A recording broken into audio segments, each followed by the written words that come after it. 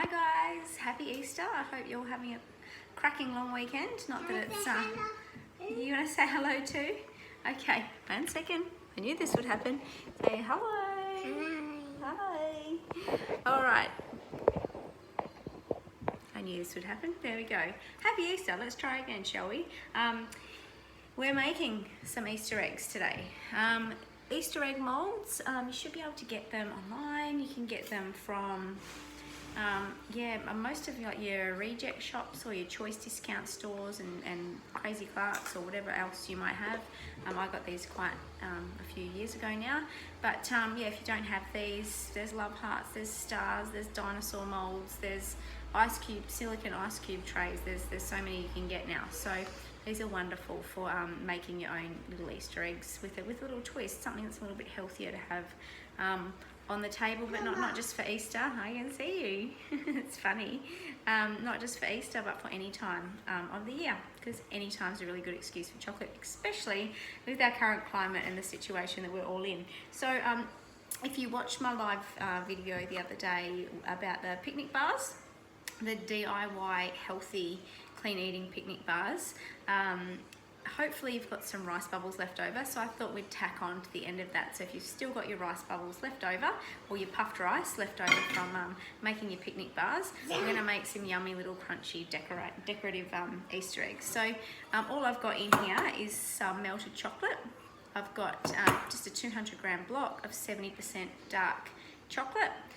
If you are vegan or gluten-free or have other dietary requirements, just use whatever chocolate you have and that you can eat. 200 grams of that melted into there, and then I'm going to add the 1/4 of a cup of rice bubbles. You can add a little bit more, but I want these Easter chocolates to be more chocolatey than Rice Crispy. So that's all melted in there. You can of course pop them straight into your molds and set them in the fridge now, but you know me, I like to add a little bit of extra flavour. So using our Young Living oils, we've got a whole heap of flavour combinations that you can go for. So if you're a choc mint fan, you either are or you're not.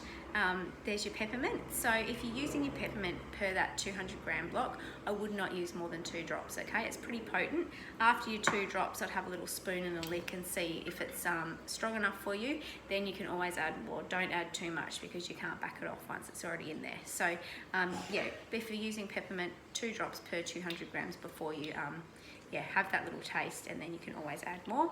Geranium adds the beautiful Turkish delight flavour, so if you want the geranium's also really strong like your peppermint, so I wouldn't really go more than 2 drops. After 2 drops, stir it around, have a taste, and if it's not strong enough, add some more. You may not leave the table yet, love, because you're covered. You need to wipe yourself down properly. Excuse me. Orange and tangerine always my go-to because I'm a big Jaffa fan. If you're using tangerine, you'd go for 1, 2, 3, 4, 5. I'd go for about 7 drops of the tangerine. I love the tangerine more than the orange because it's more sweeter. If you love the sweeter citrusy flavour, grapefruit's a really another lovely go-to, which goes really lovely with chocolate and whisk balls and things like that. So you can always add your grapefruit, but I've added my 7 drops of my tangerine just because I'm a Jaffa-holic. And did you wipe yourself properly? Yes, you may leave the table, good girl. And then you just scoop them in there. Like I said, I wanted mine more chocolatey, which is why I didn't add more Rice Crisps, because I wanted that chocolate to sink into the mould, so I got all of the imprint of the Easter egg in there. But yeah, super, super easy. Way better than a lot of the other Easter eggs that are out there.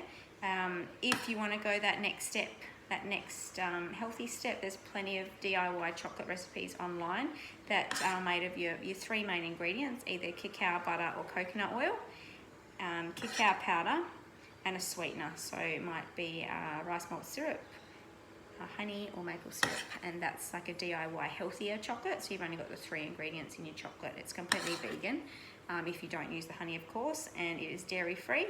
So plenty of choices out there, but I just set these in the fridge for about an hour and then pop them out, and they'll be lovely and sweet and chocolatey and crispy. If you like something, if you like your fruit and nut chocolate, by all means chop up some roasted almonds, salted peanuts and some sultanas and mix that in there.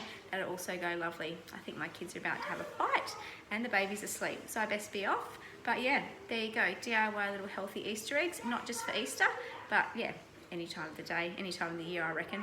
Have a great day.